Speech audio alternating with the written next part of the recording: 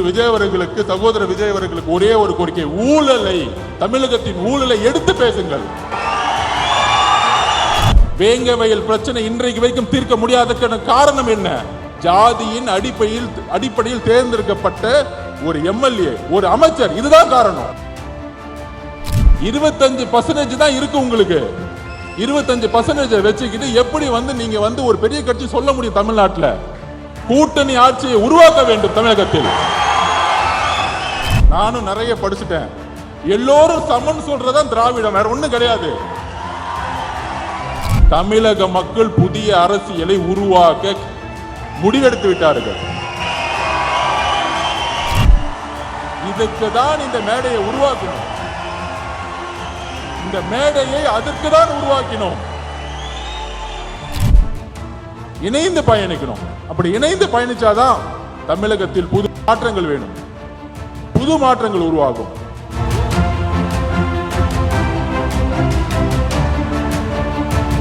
திரு விஜய் அவர்களுக்கு, சகோதரர் விஜய் அவர்களுக்கு ஒரே ஒரு கோரிக்கை, ஊழலை, தமிழகத்தின் ஊழலை எடுத்து பேசுங்கள். மதவாதத்தை எடுத்து பேசுங்கள். கொள்கைகளை பேசிக்கொண்டு ஆட்சிக்கு ஊழல் செய்யக்கூடிய ரெண்டு விஷயத்தை நான் பதிவு பண்றேன். சாமியார்கள், போலி சாமியார்கள். காஞ்சி மகா பெரியவர் நல்லவர், ஆனால் போலி சாமியார்கள் இங்க அதிகமா இருக்கிறாங்க. சாமியார்கள் நல்ல சாமியார்கள், அதை பத்தி நான் கவலைப்படல. அதே மாதிரி திராவிடம் நல்லது.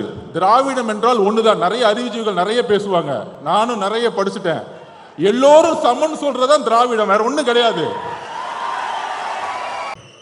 சோ அப்ப ஒரே ஒரு விஷயம் இருக்கு. இங்கு ஜாதியின் அடிப்படையில் உருவாகக்கூடிய தேர்தல் அரசியல், அதுதான் பிரச்சனை. நான் தலைவர் திருமாவளவனோட தேர்தல் பிரச்சாரத்துக்கு போயிட்டு இருக்கும்போது அங்க இருக்கக்கூடியவர்கள் வெறும் தலித் ஏரியாக்கு மட்டுமே அவர் கூட்டிட்டு போயிட்டு இருந்தாரு. அப்ப தேர்தல் அரசியல் எந்த அளவுக்கு தமிழகத்தில் மோசமாக இருந்து கொண்டிருக்கிறது. ஜாதியோடைய கட்டமைப்பு.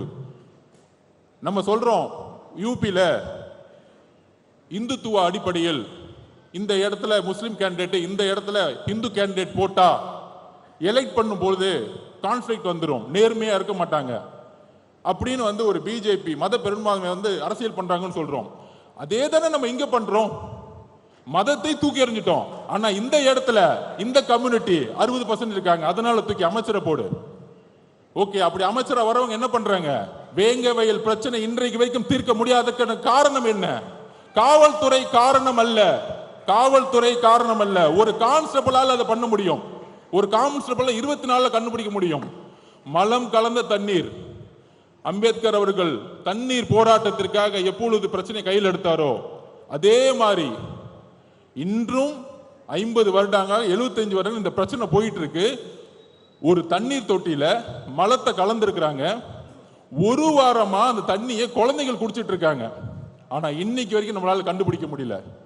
போலீஸ், காவல்துறையினால இல்ல, ஜாதியின் அடிப்படையில் தேர்ந்தெடுக்கப்பட்ட ஒரு எம்எல்ஏ, ஒரு அமைச்சர், இதுதான் காரணம், வேற எந்த காரணமும் கிடையாது. பாதிக்கப்பட்ட மக்கள் சார்பா நான் பேசுறேன்.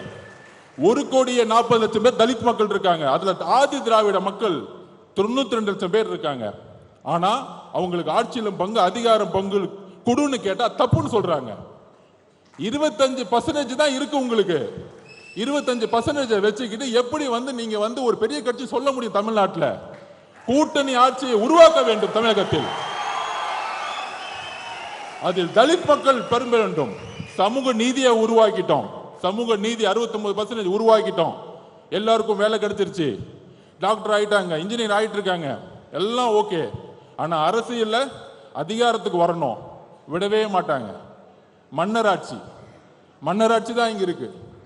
மன்னராட்சியை கொஸ்டின் கேட்டா உடனே சொல்லிடுவாங்க, நீ சங்கி, நீ சங்கின்னு சொல்லு, இல்ல அர்பன் நக்சலைட் சொல்லு, இல்ல மாவோன்னு சொல்லு, அதை பத்தி எங்களுக்கு எந்த கவலையும் இல்லை. தமிழக மக்கள் புதிய அரசியலை உருவாக்க முடிவெடுத்து விட்டார்கள். திரு சகோதரர் விஜய் அவர்களுக்கோ, அண்ணன் திருமா அவர்களுக்கோ, அனைத்து கட்சிக்கோ ஒரு புதிய அரசியலை, இளைஞருக்கான அரசியலை உருவாக்குவோம். புரட்சியாளர் அம்பேத்கர் ஒரே ஒரு கனவு தான் சொன்னார், நீங்க எதுக்கு வேணா போராடுங்க. தலித் மக்களை பார்த்து ஒன்னே சொன்னாங்க, அதிகாரத்தை நோக்கி போராடுங்கள். அதிகாரத்தை உருவாக்குங்கள். அதிகாரம்தான் நம்மளுடைய சமத்துவ மின்மையை தூக்கி எறியும். என்னுடைய தாய் இறப்புக்கு ஒரு காரணம் ஜாதி. அந்த ஜாதியை தூக்கி எறியதுக்கு தான் தலைவர் திருமாவளவன் கூட போய் சேர்ந்தேன். எல்லாரும் சொல்லுவாங்க என் கம்யூனிட்டி சர்டிபிகேட்டை பார்த்துட்டாங்க, இவரு அவருன்னு. எனக்கே என் ஜாதியை தெரியாது.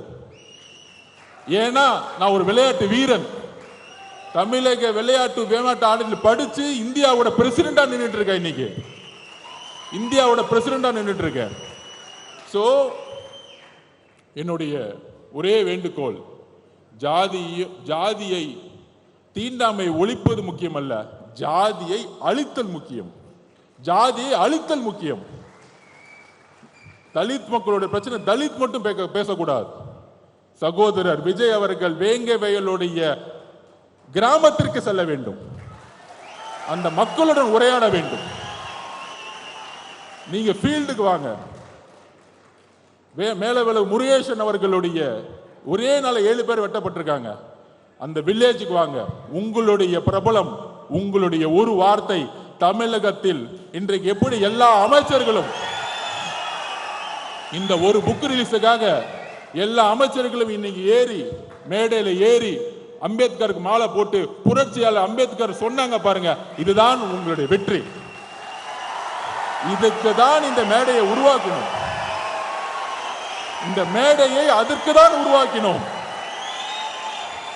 புத்தக விழாவில் அரசியல், அம்பேத்கர்னாலே அரசியல் தான். அனைவருக்குமான தலைவர் சொன்னாலே இங்க நிறைய பேருக்கு பிடிக்காது. திரு பெரியார் அவர்களும் அம்பேத்கரோட கொள்கையிலும் இணைந்து இனிமேல் பயணிக்க வேண்டியணும். இணைந்து பயணிக்கணும். அப்படி இணைந்து பயணிச்சாதான் தமிழகத்தில் புது மாற்றங்கள் வேணும், புது மாற்றங்கள் உருவாகும். ஓடப்பனாயிருக்கும் ஏழையப்பன் உதயப்பன் ஆகிவிட்டால் ஓர் நொடிக்குள் ஓடப்பன் உயரப்பன் எல்லாம் நிலை மாறி ஒப்பப்பர் ஆகிவிடுவார். புரட்சியாளர் பாரதிதாசன் கூறியதை போல ஏழைகள் ஒன்று சேர்ந்தால் உங்களை தூக்கி எறியக்கூடிய காலம் உருவாகும். புதிய அரசியலை நோக்கி நாம் செல்லுவோம். நன்றி, வணக்கம்.